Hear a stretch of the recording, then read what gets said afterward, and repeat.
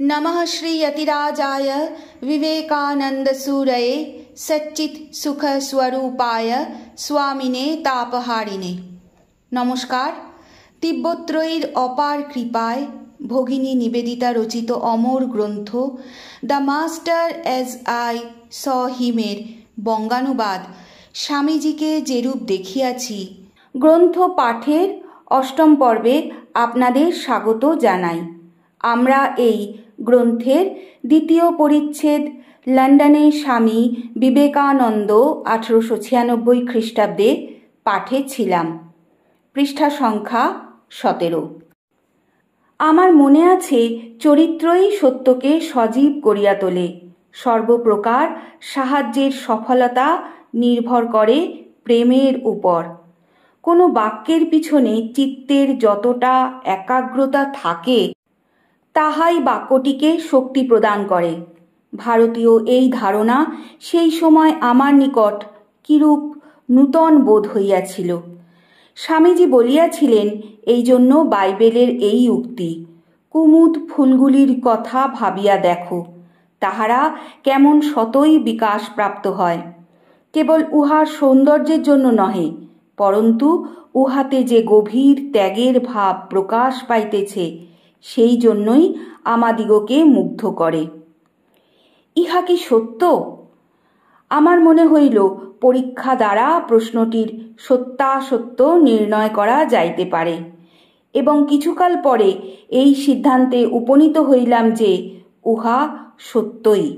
যাহার ভাষার অন্তরালে চিন্তাশক্তি বিদ্যমান এমন ব্যক্তির একটি মাত্র মৃদু বাক্যের দ্বারা তৎক্ষণাৎ কাজ হইয়া যায়, কিন্তু যিনি চিন্তার ধার ধারেন না এমন ব্যক্তির মুখে ওই কথাটি উচ্চারিত হইলে কেহ তাহাতে কর্ণপাতও করে না। এই সম্পর্কে খলিফা আলীর একটি উক্তি অপেক্ষা প্রকৃষ্টতর কোনো উদাহরণ আছে বলিয়া আমার জানা নাই। সংসারে তুমি যে পদ লাভ করিবে তাহা তোমাকে অন্বেষণ করিয়া বেড়াইতেছে, অতএব তুমি উহার অন্বেষণ না করিয়া নিশ্চিন্ত মনে অবস্থান করো। অনেকেই ইসলাম ধর্মের এই পুরুষ সিংহের এই কথাগুলি শ্রবণ করিয়া মুগ্ধ না হইয়া পারেন না, কিন্তু যতদিন পর্যন্ত আমরা কথাগুলিকে বক্তার জীবনের সঙ্গে সংযুক্ত করিয়া না দেখি।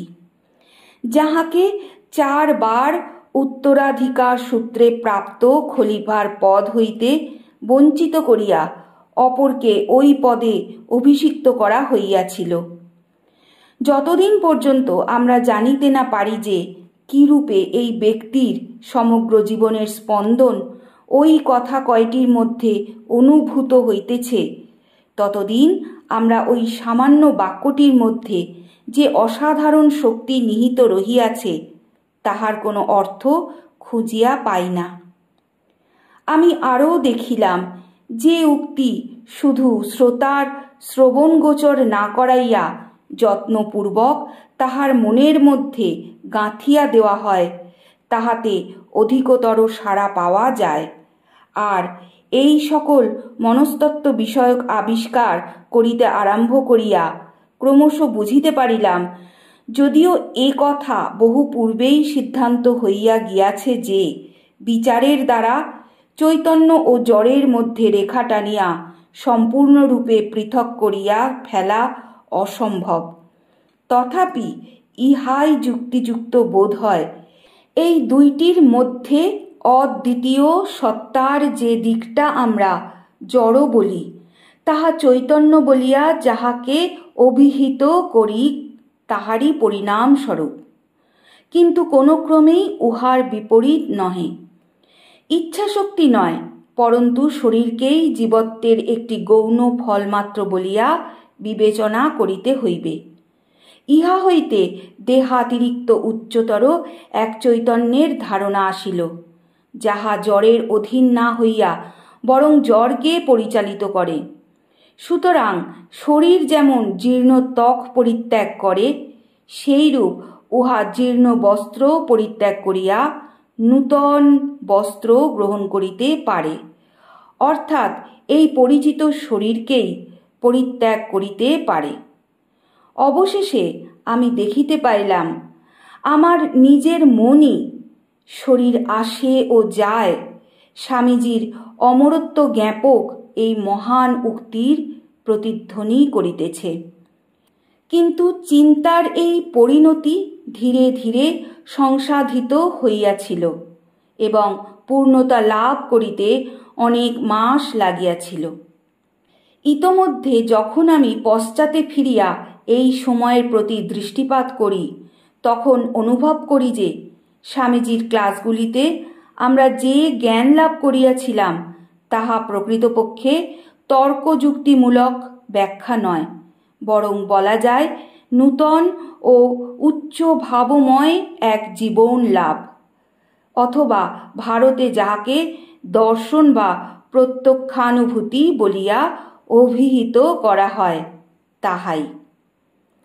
ভগবানকে গোপালভাবে উপাসনা করার বর্ণনা প্রসঙ্গে আমরা স্বামীজির বিস্ময়কর উক্তি শ্রবণ করিলাম। তাহার নিকট আমরা কিছু চাই নাকি? প্রেম চিরকালই আনন্দের বিকাশ মাত্র, সুতরাং কোনো প্রকার যন্ত্রণা বা অনুশোচনা স্বার্থপরতা ও দেহসুখ সর্বস্বতারই নিদর্শন মাত্র। এই উপদেশ আমরা মাথা পাতিয়া গ্রহণ করিলাম। আমাদের ও অপরের মধ্যে বিন্দু মাত্র ভেদ দৃষ্টি ঘৃণা পদবাচ্য এবং উহার বিপরীতই প্রেম, এই কঠোর নির্দেশ আমরা স্বীকার করিয়া লইলাম। শৈশবের ধর্মমতে যাহারা বিশ্বাস হারাইয়াছেন তাহাদের মধ্যে অনেকে এইরূপ অনুভব করিতেন যে অন্তত পরোপকার একটি শ্রেষ্ঠ আদর্শ এবং জীবনকে নিয়ন্ত্রিত করিবার জন্য জীব সেবার সম্ভাবনাটা থাকিয়াই যায়। পূর্বোক্ত মতে বিশ্বাসী হওয়ায় ধর্মদানই শ্রেষ্ঠ, বিদ্যাদান এক ধাপ নিম্ন স্তরের, আর যে কোনো প্রকারের দৈহিক বা জাগতিক দান সর্বাপেক্ষা নিম্নস্থানীয়, এই প্রাচ্যদেশীয় উপদেশটি শুনিয়া আমরা বিস্মিত হইয়াছিলাম। আজ 10 বৎসর পরে তাহা স্মরণ করিয়া আমার নিকট কৌতুককর বোধ হইতেছে।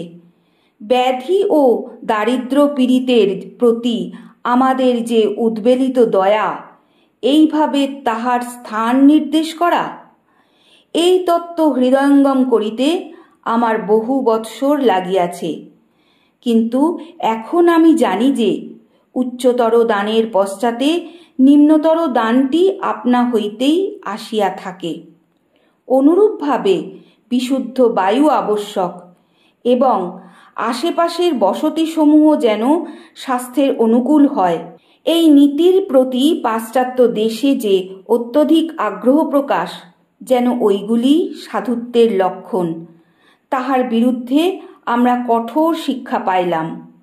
জগতের প্রতি উদাসীন হও। বস্তুত আমাদের মনে হইল এই শিক্ষার রহস্য ভেদ করা সাধ্যাতীত।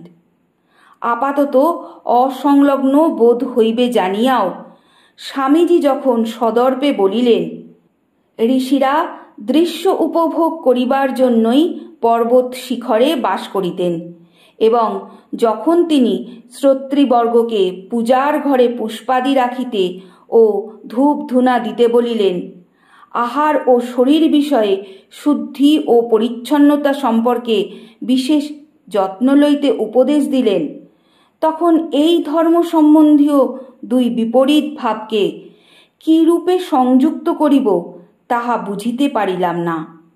কিন্তু প্রকৃতপক্ষে তিনি আমাদের দেশে প্রচলিত দৈহিক পরিপাট্য নীতিটি ভারতীয় আকারে প্রচার করিতেছিলেন। আর ইহা কি সত্য নহে যে যতদিন পাশ্চাত্যে আমরা বড় বড় শহরে অবস্থিত বস্তিসমূহ পরিষ্কার করিতে সমর্থ না হই, ততদিন পরিষ্কার পরিচ্ছন্নতার জন্য আমাদের অত্যধিক আগ্রহ বিশেষ সুবিধাভোগী এক শ্রেণীর আত্মপূজারী অনুরূপ?